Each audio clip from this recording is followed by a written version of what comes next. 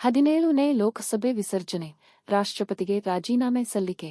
June 8ಕ್ಕೆ 3ನೇ ಅವಧಿಗೆ ಪ್ರಧಾನಿಯಾಗಿ ಮೋದಿ ಪ್ರಮಾಣ ವಚನ. ನವದೆಹಲಿ: ಲೋಕಸಭೆ ಫಲಿತಾಂಶ ಪ್ರಕಟವಾದ ನಂತರ ಇಂದು ಬುಧವಾರ ದೆಹಲಿಯಲ್ಲಿ ಪ್ರಧಾನಮಂತ್ರಿ ನರೇಂದ್ರ ಮೋದಿ ಅಧ್ಯಕ್ಷತೆಯಲ್ಲಿ ಕೇಂದ್ರ ಸಚಿವ ಸಂಪುಟ ಸಭೆ ನಡೆದಿದ್ದು, 17ನೇ ಲೋಕಸಭೆಯನ್ನು ವಿಸರ್ಜಿಸಲಾಯಿತು. ಬಳಿಕ ರಾಷ್ಟ್ರಪತಿ ದ್ರೌಪದಿ ಮುರ್ಮು ಅವರನ್ನು ಭೇಟಿ ಮಾಡಿ ರಾಜೀನಾಮೆ ಪತ್ರ ಸಲ್ಲಿಸಿದ ಪ್ರಧಾನಿ ನರೇಂದ್ರ ಮೋದಿ ನೂತನ ಸರ್ಕಾರ ರಚನೆಗೆ ಅವಕಾಶ ಕೋರಿದರು.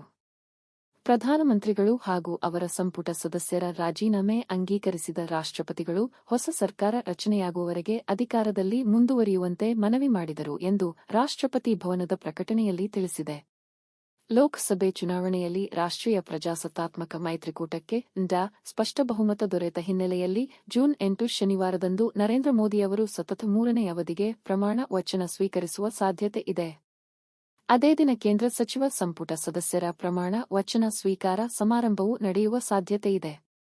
ಚುನಾವಣಾ ಫಲಿತಾಂಶ ಪ್ರಕಟವಾದ ನಂತರ ಇಂದು ಬೆಳಗ್ಗೆ ಪ್ರಧಾನಿ ನಿವಾಸದಲ್ಲಿ ಕೇಂದ್ರ ಸಚಿವ ಸಂಪುಟ ಸಭೆ ನಡೆಯಿತು.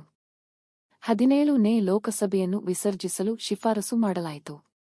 ಸಭೆಯು ಬೆಳಗ್ಗೆ 11:30ಕ್ಕೆ ಪ್ರಾರಂಭವಾಗಿ ನಂತರ ಮಂತ್ರಿ ಮಂಡಲದ ಸಭೆ ನಡೆಯಿತು ಎಂದು ಮೂಲಗಳು ತಿಳಿಸಿವೆ. ಇದು ಮೋದಿ 2.0ರ ಕ್ಯಾಬಿನೆಟ್ ಮತ್ತು ಮಂತ್ರಿ ಮಂಡಳಿಯ ಕೊನೆಯ ಸಭೆಯಾಗಿದೆ. ಪ್ರಸ್ತುತ ಲೋಕಸಭೆಯ ವಿಸರ್ಜನೆಯ ಕುರಿತು ಕ್ಯಾಬಿನೆಟ್ ಶಿಫಾರಸು ಮಾಡಿದ್ದು 18ನೇ ಲೋಕಸಭೆಗೆ ದಾರಿ ಮಾಡಿಕೊಡುತ್ತದೆ. ಪ್ರಸ್ತುತ 17ನೇ ಲೋಕಸಭೆಯ ಅವಧಿ ಜೂನ್ 16ಕ್ಕೆ ಕೊನೆಗೊಳ್ಳಲಿದೆ. ಇಂದಿನ ಸಂಪುಟ ಸಭೆಯಲ್ಲಿ ಲೋಕಸಭಾ ಚುನಾವಣಾ ಫಲಿತಾಂಶಗಳ ಬಗ್ಗೆ ಅವಲೋಕನ ಮಾಡಲಾಯಿತು. ಮುಂದಿನ ಸರ್ಕಾರ ರಚನೆಗೆ ಸಂಬಂಧಿಸಿದ ವಿಷಯಗಳ ಬಗ್ಗೆಯೂ ಚರ್ಚಿಸಲಾಯಿತು ಎಂದು ಮೂಲಗಳು ತಿಳಿಸಿವೆ. 240 ಸ್ಥಾನಗಳನ್ನು ಪಡೆದು ಬಹುಮತದ ಕೊರತೆ ಎದುರಿಸುತ್ತಿರುವ ಬಿಜೆಪಿ ತನ್ನ ಮಿತ್ರ ಪಕ್ಷಗಳ ನೆರವಿನೊಂದಿಗೆ ಸರ್ಕಾರ ರಚಿಸಲು ಮುಂದಾಗಿದೆ. 543 ಸದಸ್ಯ ಬಲದ ಲೋಕಸಭೆಯಲ್ಲಿ ಇಂಡಿಯಾ 293 ಸ್ಥಾನಗಳನ್ನು ಪಡೆದುಕೊಂಡಿದೆ.